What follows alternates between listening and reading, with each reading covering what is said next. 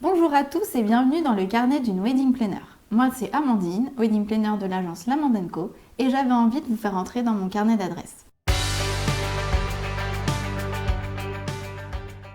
Cette émission vous présente des professionnels du mariage. Ils vous parleront de leur parcours, de leur métier, des tendances et vous donneront leurs conseils pour mieux appréhender l'organisation de votre mariage.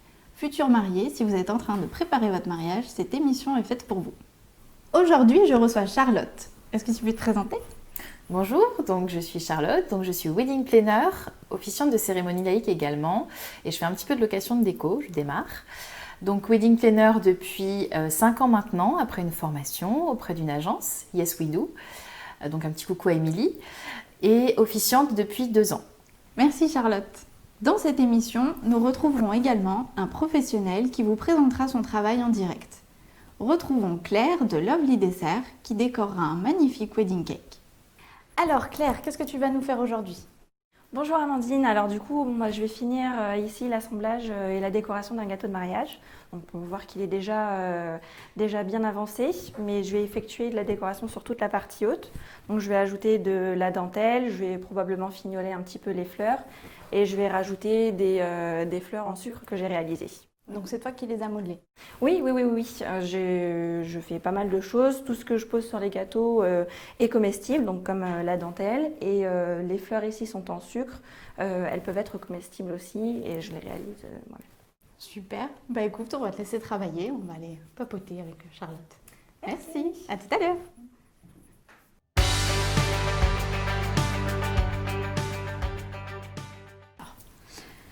Alors Charlotte, comment t'en es arrivée à être wedding planner ? Comme toutes les wedding planners, c'est un rêve. Alors voilà, on ne naît pas wedding planner, on le devient, mais il y a toujours un petit truc quand même au fond, une petite flamme. Et je me souviens très bien que c'était en regardant une émission d'M6, pour faire un petit peu de pub, c'était Wedding & Co. L'agence Wedding & Co en fait qui démarrait, elle s'appelait Julie, je m'en souviens encore, ça m'a marquée. Et donc ça m'avait fait vraiment rêver parce que c'était en France pour le coup et ça prouvait que c'était possible. Et donc tout est parti de là, j'étais au lycée. J'étais au lycée donc ça fait longtemps pour pas donner de... Non, on donnera pas de détails. Et donc oui, c'est ça qui t'a donné envie Ça m'a donné l'impulsion en fait de me dire que c'était possible et pas que aux États-Unis puisque on sait que ça démarre de là-bas, les tendances viennent de là-bas. Donc voilà, ça m'a vraiment donné envie et donc ça m'a montré que c'était possible de le faire en France aussi. Super. Et alors, qu'est-ce qui te plaît le plus dans ton métier ? Je dirais le rapport humain. J'aime beaucoup ça et c'est aider les autres. Là pour le coup, c'est aider les mariés à trouver leurs prestataires, donc c'est mettre en relation et c'est vrai que c'est quelque chose qui me plaît beaucoup. J'ai toujours travaillé en tant que commercial, donc forcément dans l'humain.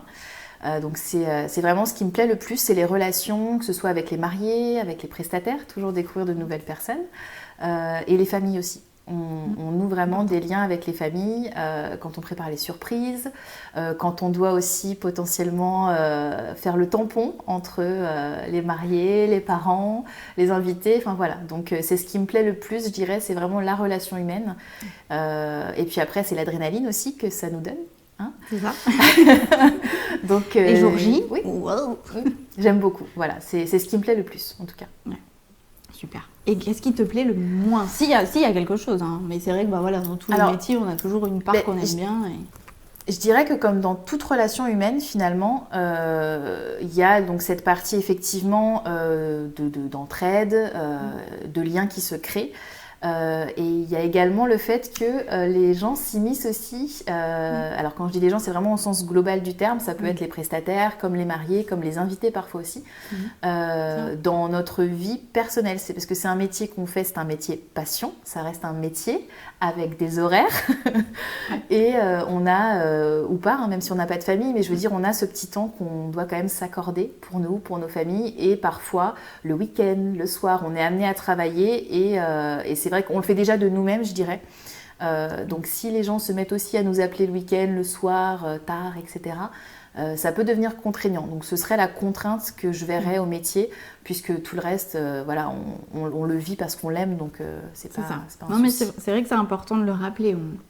On essaye d'être disponible, mais on ne peut pas être disponible 24 heures sur 24 non plus. C'est ça. C'est important. Effectivement, on a aussi une vie à côté, quoi. Comment tu vois ce métier? Est-ce que voilà, ça fait 5 ans, donc tu le vois évoluer. Ta philosophie, c'est quoi? Comment tu vois évoluer un peu tout ça? Alors, disons qu'avant le Covid, j'aurais dit que voilà. Donc, disons qu'avec le Covid, ce qu'on a vu, c'est que quoi qu'il arrive, l'amour l'emporte. On arrive à reporter les mariages, on arrive à trouver des solutions alternatives quand le mariage ne peut pas être reporté, notamment potentiellement réduire un nombre d'invités, faire la cérémonie dehors alors qu'on aurait peut-être voulu la faire dedans. Enfin voilà, on s'adapte. De toute façon, c'est la clé du métier, de s'adapter. Comment je vois le métier? Je dirais que c'est peut-être de plus en plus difficile de monter une agence. J'ai été formatrice pendant 1 an aussi, donc j'ai vu passer pas mal de rêveuses, je dirais.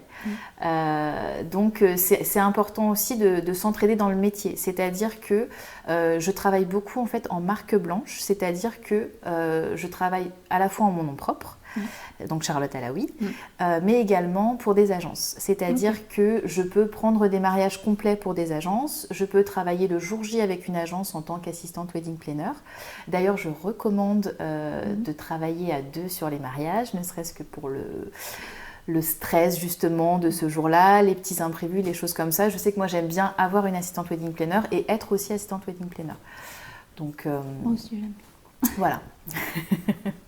Donc je vois le métier en entraide encore plus qu'avant. Avec le Covid, je dirais qu'on a eu cette démarche naturellement avec plusieurs wedding planners de s'entraider sur les dates, puisqu'il y a eu des doublons, etc. Donc l'entraide est la clé du métier. De toute façon, l'entraide en général, c'est la clé entre tous les prestataires, mais dans le métier de wedding planner encore plus. Et je pense que développer les marques blanches, typiquement, ça peut être une belle idée pour pouvoir ensuite se lancer, pourquoi pas, à son compte. Mais je verrais ça comme ça. De toute façon, le métier en France est vraiment au début de son lancement, je dirais, parce qu'on n'est pas encore assez connu. Et justement, il faudrait peut-être aussi, entre professionnels, qu'on travaille à faire connaître le métier tel qu'il est vraiment. Voilà. C'est aussi pour ça qu'on fait ça aujourd'hui. Voilà. Justement, à quoi on sert vraiment? À quoi sert une wedding planner? Qu'est-ce qu'on fait? Ça, c'est la phrase à 10 000. Alors, donc, on sert à beaucoup de choses. Donc, tout dépend des besoins des mariés, déjà, puisqu'on peut nous appeler pour de l'orga de A à Z, donc auquel cas on va chercher des prestataires.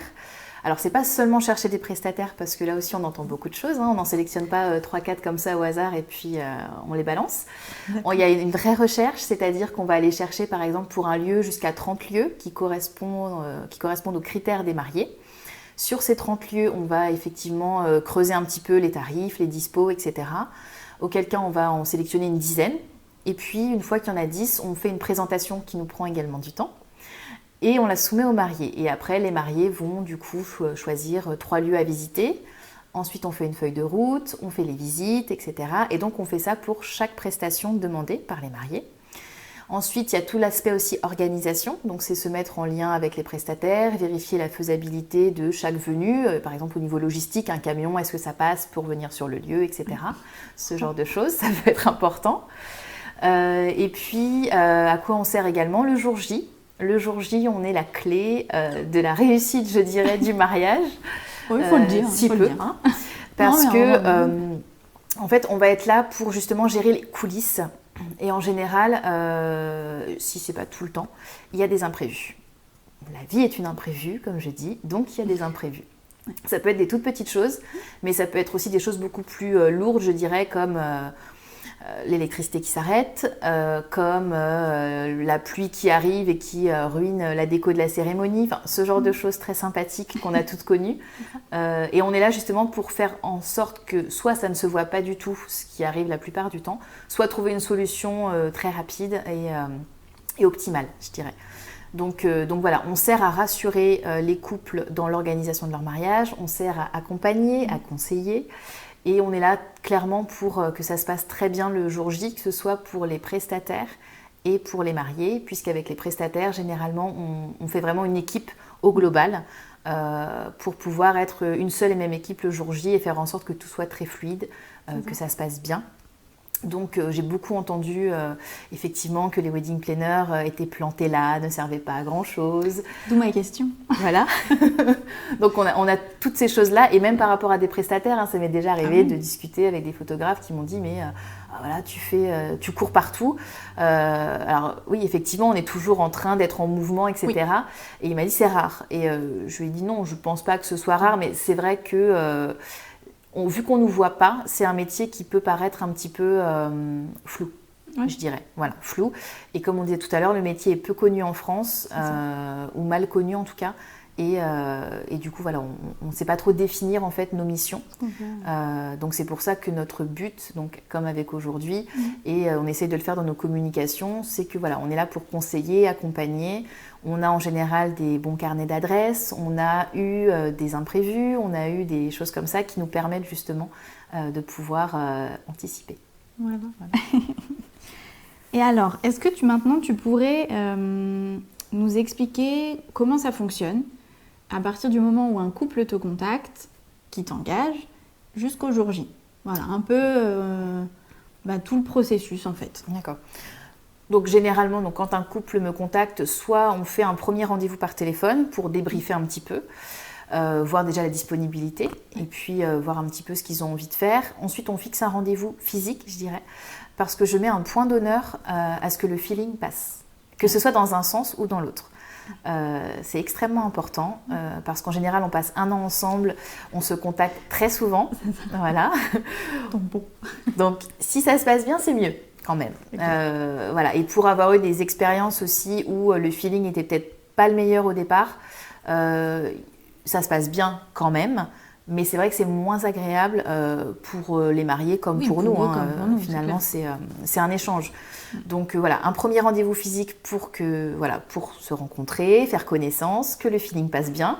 On peut le faire par Skype aussi. J'ai eu beaucoup de mariés qui étaient soit dans le sud de la France, soit à l'étranger. Donc on peut aussi le faire par Skype. Et ensuite, on fait un devis avec les prestations. Donc on ajoute des prestations, on ajuste, etc. en fonction des besoins. Et une fois que le devis est signé, on démarre en fait les recherches. Donc tout dépend, toujours pareil, des besoins des mariés. S'il faut rechercher des prestataires, combien, etc. On met en place aussi le rétro-planning de l'année, c'est-à-dire qu'est-ce qu'on va faire et à quel moment le faire. S'il y a de la décoration, de la scénographie à imaginer, pareil, on le fait. Donc généralement, ça, on le démarre après avoir trouvé les prestataires. On fait le plus important d'abord, je dirais, on fait le squelette, et puis après, on habille. J'aime bien ça, on fait le squelette, c'est pas mal. C'est vrai en plus. Oui, c'est un peu ça, la décoration. Après, voilà, on habille le mariage, on fait un carnet déco, un carnet d'inspiration. Donc via Pinterest d'abord, et puis après, je monte un projet. Sur ce projet-là, ensuite, on voit s'il faut faire de la location, de l'achat, de décoration. Donc là, c'est plus sur la fin, c'est les choses vraiment les plus agréables. En général, c'est ce que disent les mariés, c'est les choses les plus agréables. Et puis 2 mois avant le jour J, on se met sur le planning qu'on a déjà commencé à évoquer. Donc on fait une ébauche de planning pour les prestataires. Donc ça permet de voir ce qu'on disait tout à l'heure, un petit peu la logistique, tout l'aspect logistique, les besoins. Est-ce que sur le lieu, il y a les bons branchements au bon endroit pour chaque professionnel? Et puis on fait un planning pour les mariés. Donc c'est 2 plannings différents, puisque sur le planning des prestats, il y aura toutes les infos, donc les surprises et voilà. Et sur le planning des mariés, c'est vraiment les temps forts. Voilà. Donc c'est histoire de voir que tout est bien calé, etc., bien cadré. Et donc le jour J, donc je préfère être 2 dans le sens où, comme ça, moi je suis la référente, donc je suis auprès des mariés. Et si besoin, il y a quelqu'un qui installe la déco, qui est avec les invités, etc. Et vu que je propose également la prestation d'officiant, ce que je disais tout à l'heure, c'est très important quand on a plusieurs prestations, de pouvoir être disponible pour chacune. Donc quand je suis en office de cérémonie laïque, il y aura forcément une wedding planner qui sera sur la coordination de la cérémonie, par exemple. Parce qu'on ne peut pas se dédoubler. Voilà. On a beau être couteau suisse quand on est wedding planner, on ne peut pas encore se dédoubler. On n'a pas le don d'ubiquité. C'est ça. Et après le jour J, si tu peux nous expliquer de quand à quand tu es là, ce que tu vas faire en fait. Généralement, on commence très tôt le matin, donc c'est toujours même pareil. La veille. C'est ça, voir la veille, voir on travaille la nuit. Je fais un petit clin d'œil à ma copine Émilie qui est toujours avec moi sur les mariages et on a installé un néon en pleine nuit, enfin c'était génial. Donc voilà, on essaye d'installer le maximum la veille, surtout dans l'optique de se dire que s'il se passe quelque chose le jour J, au moins on s'est dégagé du temps pour gérer potentiellement une installation plus longue d'un autre prestataire ou un imprévu, ou voilà. Donc on est toujours en train d'essayer de se faire des plans B. Sur tous les niveaux. Donc le matin, en général, on installe s'il y a de la déco installée, on vérifie les arrivées des premiers prestataires. Je vais avec la mariée qui est en train de se préparer, parce qu'en général, on est aussi là pour être le support des photographes quand il s'agit de faire la scénographie pour les alliances, pour la robe de mariée. Voilà, on peut être d'une aide quelconque pour mettre en place, etc. Voilà. Et puis, une fois que la préparation de la mariée est faite, s'il y a une mairie, on va peut-être aller à la mairie pour voir l'installation. Pareil, on a parfois le droit de mettre légèrement un petit peu de déco, gérer le son, etc., ce genre de choses. Si jamais il n'y a pas de mairie, du coup, on va directement sur le lieu. Donc pareil, soit l'église, soit cérémonie laïque sur place, dans la même optique pour préparer, pour regarder ce qu'il y a à faire, etc., voir que tout est bien en place, que les prestataires ont tout ce qu'il leur faut pour commencer leur prestation. Et puis, en général, ça commence donc, soit par la mairie, l'église, la cérémonie laïque. Et donc là, on est là, pareil, pour aider les invités à s'installer, pour aider les mariés à se lancer, puisque du coup, il y a toujours l'entrée de la mariée, l'entrée du marié. Mettre en place le cortège. Voilà, le fameux cortège à mettre en place. Les enfants à distraire pour leur dire de marcher bien droit, de ne pas dévier, ce genre de choses. Donc après, on est là vraiment pour que tout se passe bien. Pour préparer, pendant la cérémonie, par exemple, on peut préparer la sortie de cérémonie, si jamais il y a quelque chose à préparer, des bouteilles fraîches à aller chercher, les petits détails mais qui font toute la différence. Et puis une fois que la cérémonie est terminée, on va partir au cocktail.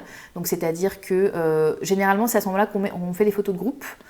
Donc on voit avec le photographe selon la lumière, etc. Ce qui est idéal, c'est de préparer une liste de photos à faire pour éviter que ce soit la cacophonie, on attend tonton Michel, etc. Donc pareil, il y en a toujours une qui va sur le cocktail pour voir que tout se déroule bien et une qui reste avec le photographe pour que ce soit plus fluide au niveau des appels des groupes, entre guillemets, pour faire les photos. Le cocktail se déroule avec des animations ou non. Donc pareil, là on intervient pour gérer les animations, la musique avec le DJ, etc., le lancer de bouquet. Et après, c'est l'entrée en salle. Et donc là, pareil, il y a un grand rôle à tenir pour l'entrée, puisqu'il faut être sûr que tout le monde trouve sa place rapidement. Donc on est là pour le plan de table, si c'est pas tout à fait évident, parce que quand il y a 70 personnes qui viennent sur un plan de table, ça peut être un peu compliqué. Donc on a toujours la petite feuille à côté pour dire comment vous vous appelez, le numéro de table, etc. Et on les aide. Et l'entrée des mariés, on est là pareil pour timer s'il faut lancer de la musique. Voilà. Une fois que le dîner est lancé, généralement, notre rôle après, ça va plus être je vais pas dire du contrôle, mais faire attention que chaque chose se déroule au bon moment. Les surprises aussi, gérer les surprises. Alors là, un petit pause sur ça parce que il faut absolument que les surprises soient hyper bien calées en amont. C'est-à-dire que les témoins, on aime bien qu'ils nous fournissent des supports en bonne qualité. Qui fonctionnent, adaptés. Voilà, on est d'accord. Donc ça, c'est pareil, c'est notre rôle aussi en tant que wedding planner de vérifier justement qu'il y a un vidéo proche, que les branchements, c'est HDMI. Tiens, lui, il a un Mac, il fallait l'adaptateur, ce genre de choses. Donc j'ai tous les adaptateurs, je pense, dans ma valise. Voilà, la caisse à outils est... Voilà, c'est ça, la caisse à outils est bien pleine. Mais voilà, c'est notre rôle, il est là aussi. C'est ce genre de petites choses auxquelles on ne va pas penser dans l'euphorie de la préparation d'un mariage, mais qui ont toute leur importance le jour J. C'est tester le son avant. Donc en général, ce que je conseille, c'est pendant le cocktail, les gens qui ont des surprises, d'aller avec le DJ, quand le DJ n'a pas besoin forcément de rester derrière ses platines, d'aller tester en fait le son, la qualité de la vidéo, etc. Ce qu'on aura fait en amont, mais on le revérifie encore une fois juste avant pour être sûr que tout se déroule sans encombre. Voilà, que ce soit le bon lancement au bon moment. C'est ça, exactement. Et aussi que la durée des animations aussi. Ne soit pas trop longue. Parce que parfois... on déborde. C'est ça. Et ensuite, le traiteur, il n'est pas content. Donc bon, voilà. Ok, et donc là, on est au dîner. Et donc, au dîner, donc c'est les surprises. Donc, en général, c'est entre les plats pour timer un petit peu tout ça et mettre un petit peu d'ambiance aussi. Et je pars en général à la fin de la soirée dansante, quand j'ai pas forcément de décoration à récupérer ou quoi. Et après, si j'ai de la déco qui est sur table, soit j'attends la fin de soirée parce que quand je suis dans le sud, typiquement, à des mariages, des choses comme ça, je vais pas repartir tout de suite. Donc, soit je reviens le lendemain matin enlever la déco, soit il y a des mariages où on est resté un petit peu... Alors après, je mets un point d'honneur à ne pas mélanger quand même. Vous ne me verrez jamais danser sur la piste de danse avec les mariés, par exemple.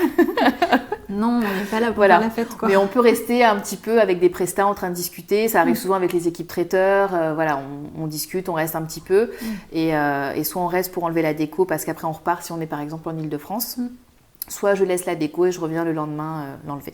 Est-ce que tu aurais 3 conseils à donner aux futurs mariés? Les principaux conseils, je dirais, c'est déjà de lâcher du lest quand ils préparent leur mariage, dans le sens où il ne faut pas hésiter justement à faire appel à une wedding planner. Faire appel à une wedding planner ne veut pas dire qu'on n'est pas capable de le faire.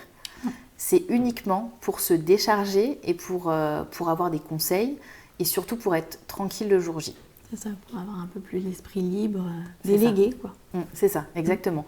Donc c'est vraiment faire cette démarche de lâcher du lest, de lâcher prise et de demander de l'aide, mais vraiment au sens positif du terme. Oui, et puis ça ne veut pas dire que c'est pas eux qui l'organisent. Enfin, nous, on est là pour les aider, les accompagner. Exactement. Mais c'est eux les décisionnaires. C'est ça, exactement. C'est important de le dire aussi. C'est ça. Et donc le second conseil que j'aurais, c'est de faire confiance. C'est-à-dire que dès l'instant où vous prenez une wedding planner, il faut placer votre confiance en elle. C'est pour ça que je dis que le feeling est très important parce qu'on va être 1 an ensemble, on va partager beaucoup de choses, notamment quand je fais les cérémonies laïques également, on partage beaucoup de souvenirs, beaucoup de secrets, je dirais. Donc il faut vraiment avoir confiance. Et c'est aussi avoir confiance en ses autres prestataires. Je ne fais pas du tout de différence entre... je veux dire, je ne me mets pas au-dessus en tant que wedding planner parce que c'est aussi l'image qui peut aussi parfois y avoir, parce que j'ai eu des retours comme ça. On est une équipe au sens global du terme. Donc le but, c'est vraiment que les mariés aient confiance en leur wedding planner parce qu'elle est là pour gérer, je dirais, la globalité du mariage, mais il faut avoir confiance en chacun de ses prestataires et savoir faire confiance. Je sais qu'avec le Covid, ça n'a pas été évident du tout.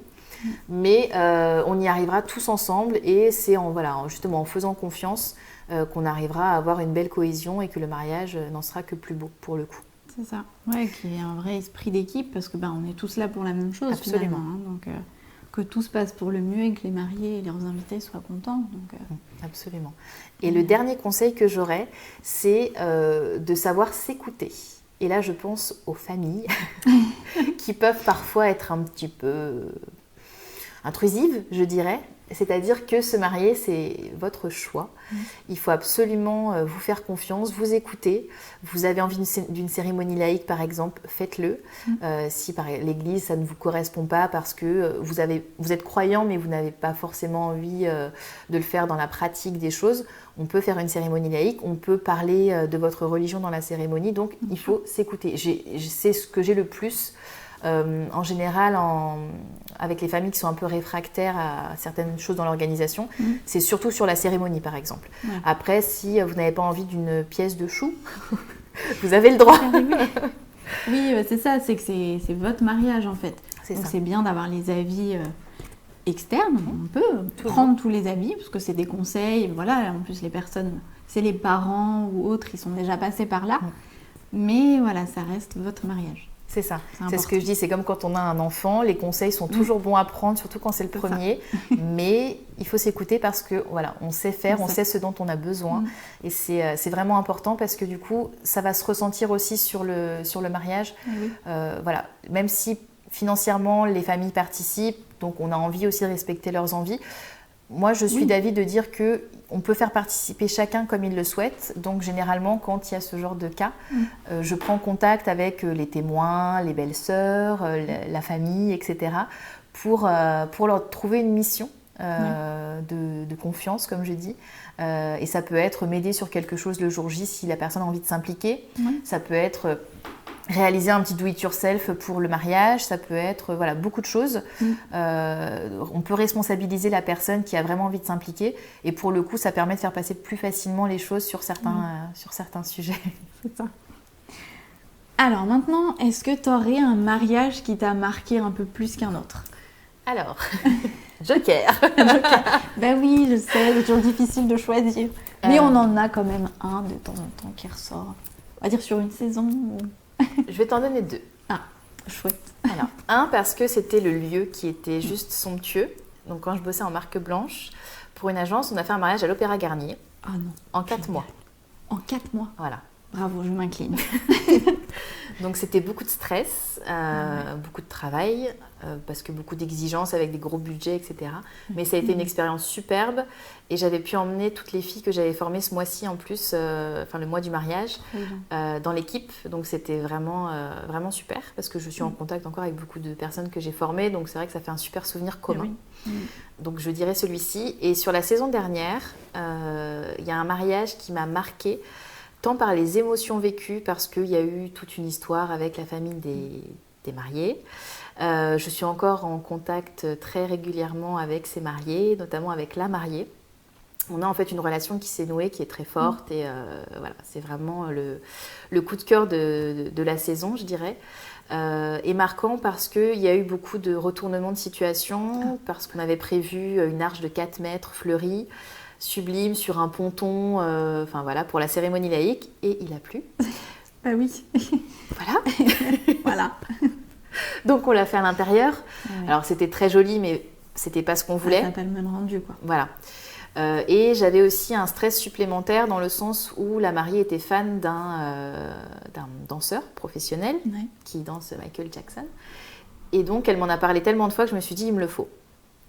Et donc, pendant 6 mois, je me suis battue. J'ai dû passer pour une hystérique auprès de son manager. Pour qu'il soit là. Voilà. Et donc, on a réussi à l'avoir avec la complicité de son mari, puisque, c'est pas moi qui ai payé le cachet. Oui, bah non. On est dévoués, on fait plein de trucs. Voilà. Et on l'a eu. Et donc, toute la journée, ça a été un stress supplémentaire parce que je me suis dit, est-ce qu'il va être là ? Est-ce que la surprise va être complète ? Et alors, ça a été une explosion. Non, pas du tout. Du tout. Et quand il est entré dans la salle, ça a été une explosion pour moi, pour son mari, et pour tous en fait, parce que les prestats étaient au courant. Enfin, je les ai mis au courant que le jour J pour pas qu'il y ait de fuite. Et ça a été juste superbe, quoi, parce que la surprise était complète, le mariage s'était bien déroulé malgré la pluie, même si on n'a pas pu faire tout ce qu'on voulait. Voilà. Donc ça a été marquant au niveau des émotions et au niveau, on va dire, de l'impact de stress sur la journée. Mais voilà, pour tout ce qu'on n'a pas pu faire, j'ai une idée derrière la tête pour mon arche de 4 mètres. Ça viendra. Voilà, et avec ces mariés-là, en fait, j'aimerais refaire un shooting, en fait, et refaire le mariage, la cérémonie, en tout cas. Voilà, donc c'est un mariage marquant et qui va l'être encore, je pense. Qui va l'être encore après. Génial. Bah, merci beaucoup, Charlotte, d'avoir été mon invitée. Merci à toi, ça m'a fait très plaisir.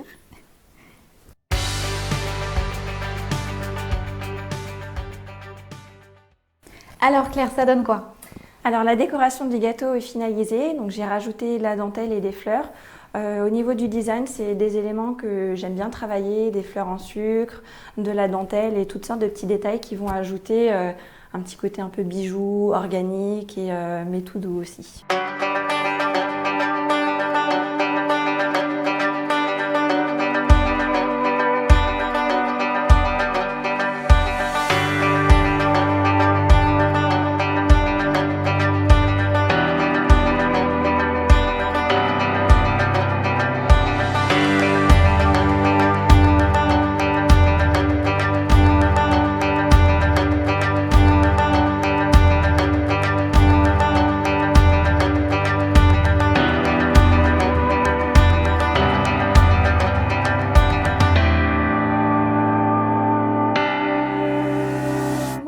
Comment ça se passe quand les futurs mariés te contactent, un peu voilà, les délais, une idée de tarif, pour combien de personnes un gâteau comme ça c'est, etc. Les mariés me contactent en général entre 1 an et 3 mois à l'avance. Après, en fait, ça va dépendre de comment est-ce que les mariés sont avancés dans leur démarche, parce qu'il y a des choses qu'il faut voir systématiquement avant, les priorités. Mais aussi pas attendre non plus trop longtemps parce qu'au niveau des disponibilités, si les mariés ont une idée précise du design ou pas, tout ça c'est vraiment un processus. Donc en général on commence à avoir quelques échanges par mail pour dégrossir le travail, les infos, où est-ce que va se tenir leur réception, est-ce qu'ils ont une idée du design, du nombre de personnes, ce genre de choses. Par la suite, je propose aux mariés de prendre un rendez-vous qui pour moi est vraiment fondamental pour qu'on puisse vraiment échanger de vive voix, finir de définir le design, est-ce qu'on a des questions qu'on n'a pas abordées, des questions techniques, et bien sûr effectuer la dégustation. Ok, donc tu fais une dégustation. Ouais, pour moi c'est absolument indispensable parce que comme ça, à la suite de ce rendez-vous, moi je peux être en mesure de leur faire un devis vraiment finalisé et eux ont un aperçu vraiment global du gâteau, c'est-à-dire qu'ils vont savoir à quoi est-ce qu'il va ressembler. Tu leur dessines un peu? Parfois oui, parfois non, pas systématiquement. Quand je vois qu'il y a un travail de création, que je veux rien laisser au hasard en fait, donc au maximum, si ça peut les aider à visualiser pour qu'on soit sûr que ce soit vraiment ce qu'on a chacun en tête, je réalise un croquis. Mais donc du coup, voilà, comme ça, ils savent où est-ce qu'ils mettent les pieds et c'est nécessaire, je pense, pour des mariés, pour les aider à retirer une charge mentale. Voilà. Et au niveau des goûts, tu proposes plein de goûts différents, c'est eux qui peuvent te dire aussi s'ils ont des préférences? Oui. Un petit peu les deux. Donc moi j'ai une liste de saveurs avec laquelle je travaille, des saveurs qui ont, on va dire, fait leurs preuves et d'autres que, enfin voilà, les goûts, les saveurs, on est d'accord.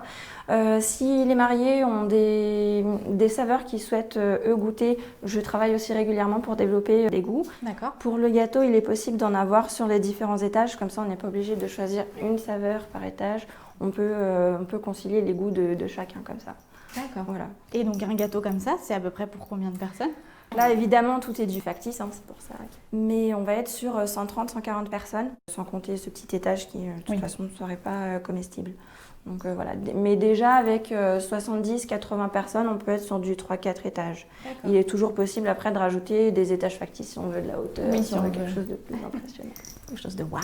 Voilà. Ok, et une idée un peu du tarif pour que voilà, on se donne une idée parce qu'on se dit qu'un gâteau pareil. Alors moi je divise un peu en deux tranches tarifaires.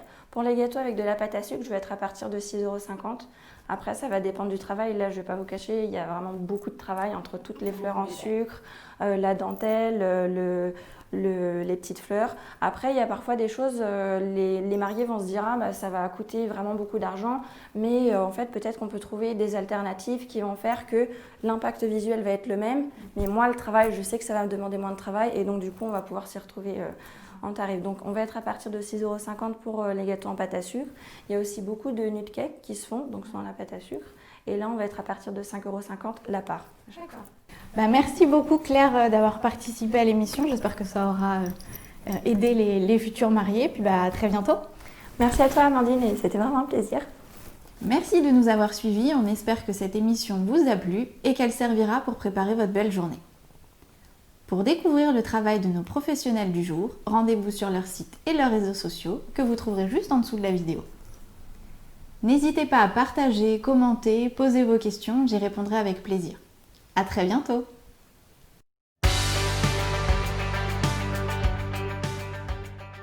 Ouais. Bonjour à tous et bienvenue gna gna gna. Tous leurs conseils pour organiser votre mariage de... J'adore le... C'est prêt? Oui. Oh bah dis donc, tiens. Attention, t'es filmée. Bah bravo Charlotte. Tu vas être au making of. Ouais. Ok. Super. Et ben parfait. Aujourd'hui, je reçois Charlotte.